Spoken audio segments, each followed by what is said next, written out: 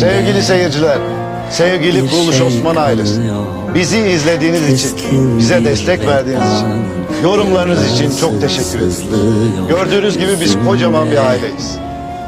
Çok zor bir sezon geçirdik ama çok da güzeldi. O yüzden buradaki bütün emekçilerin, bütün oyuncuların hepsinin yüreğine sağlık, emeklerine sağlık. Zor bir sezon oldu. Üçüncü senemiz bitiyor ama yeni sezonda yeni hikayelerle görüşürüz. Susuyor.